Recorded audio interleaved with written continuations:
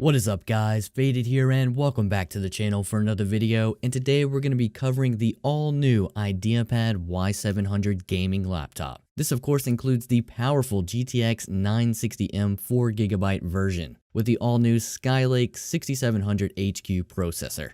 But before we dive too deep into the specs and everything like that, let's take a look at its overall design. Lenovo once again turns to its tried and true brushed metal design that they have used for a number of years now, and the entire housing is using the brushed metal aluminum this time, and it gives it a very solid feel. Now Lenovo didn't stray too far from its previous design at all, keeping things quite familiar, and even the very similar closed vents in the rear on the left and right side, even going so far as to keep the same lid slants on the edges. But hey, why fix something that's not broken, right? I will say though, this definitely gets them that gaming appeal that they're looking for, a market that they are learning is quite profitable. So let's turn our attention to connectivity. The Y700 makes no changes in connectivity from its last generations, sporting the usual dual USB 3.0, HDMI, Ethernet jack, and a Kensington security lock, as well as a new standard power port, the always-on USB 2.0 slot, and an SD card slot, as well as your headphone and headset jack combo.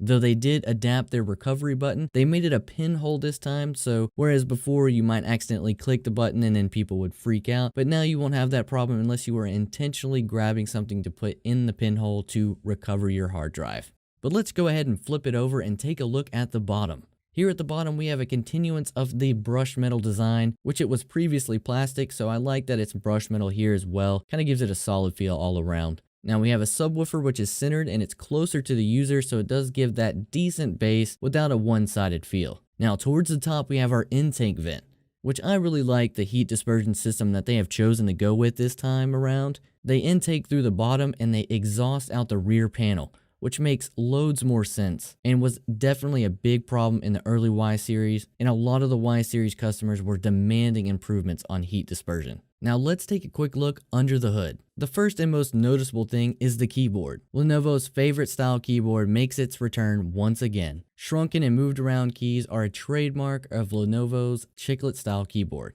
Though I do have to say the keys feel very tactile and they are quite responsive. I really enjoyed typing on them, and I did not notice very many errors at all. And for us gamers, they finally throw us a bone with the WASD keys being outlined in red. Also returning is the Lenovo Red backlight. With two brightness settings, once again it's the very same. You have one setting of on and then one of slightly brighter than on, which for me I don't really like the fact that they don't give us a lot of customization there. It's practically not even bright enough. I would like for it to be a little bit brighter or give us some more options. Now JBL audio is on board once again, and it delivers some quality sound on these beautiful speakers with a slanted design where the speakers are actually firing at you as opposed to straight towards the ceiling. So that's a very good use of design process here and an awesome use of physics. Now the palm rest this time is perfect. It's just spot on. It's a rubber based material which is dark enough to keep the design flow, but it also does a great job at reducing fingerprints, which has always been a problem on Lenovo laptops. I really have to say the palm rest is just perfect. Now the touchpad, no problem here, plenty of room to move around and swipe and no conflicts with gestures either. Very solid execution, and I think this touchpad should continue to be their touchpad well into the future. You also see our badges here near the corners, which show us a few things that Lenovo is offering us in this nice package. An Intel i7 6700 HQ processor clocked at 2.6 GHz, 16 GB of DDR4 RAM clocked at 2133 MHz, and also a GTX 960M from Nvidia with 4 GB of VRAM. And all that to go with an awesome IPS LED backlit wide viewing angle monitor. Heck, this is starting to sound like the perfect editing PC. Though more on editing in another video, I'll have a link down in the description whenever that is ready. An IPS panel with all the power to make use of it, which is starting to sound like there's gotta be a catch here, which sort of there is. The listing does say anti-glare, which is normal for non-touch models to have anti-glare. But still, I was starting to get suspicious. And it turns out that Lenovo chose to use an anti-glare plastic film to go over their screens. Oh man, was this a mistake. Everything looks so washed out, and when gaming you can see the lines on the anti-glare cover, and it just looks disgusting. So I did what everyone else would probably do, and I took my wife's blow dryer and a pocket knife and I peeled that ugly piece of garbage off. After a good hour of tugging away, we find underneath a beautiful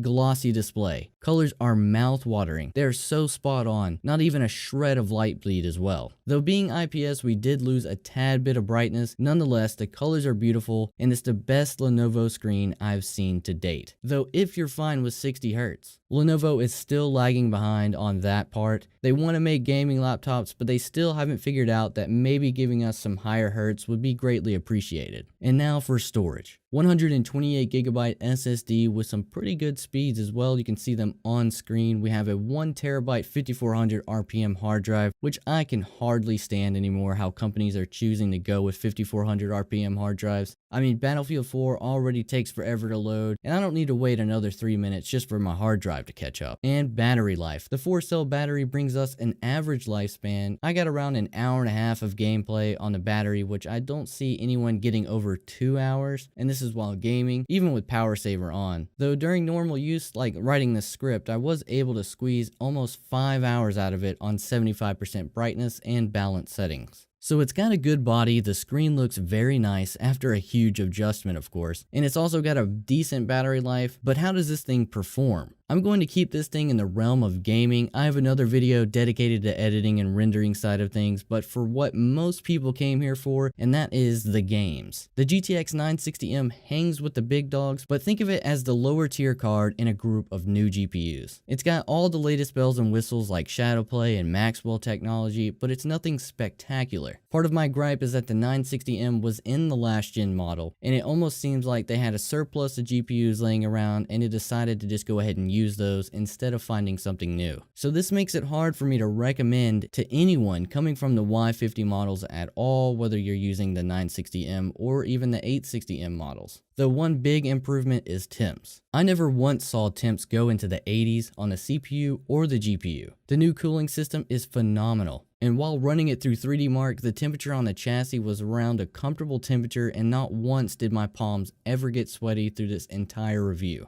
If you want to see exact performance in games, I have many gameplay videos to choose from, so just go ahead and check a link in the description below. And with that, it does bring me to my final conclusion on the new Y700 from Lenovo. It is no doubt a beautiful machine, and it brings all around great performance, and it makes strides in many different areas. But coming from the last iteration, I am not sure if it's worth it. I mean, we do have DDR4 RAM, a Skylake processor, which for content creators, I would say yes, it is definitely worth it to upgrade. But for the general user, especially us gamers, I just can't recommend you upgrade. But if you are coming from say a Y510P or any other brand, then now is a great time to upgrade. This PC is great all-around performance and truly an enjoyable experience. If you guys have any more questions or anything that I left out or anything that you want to know about this PC, please leave a comment down below. And as always, be sure to like the video, comment, and subscribe for more awesome content. Thank you guys for watching. You guys have a good one.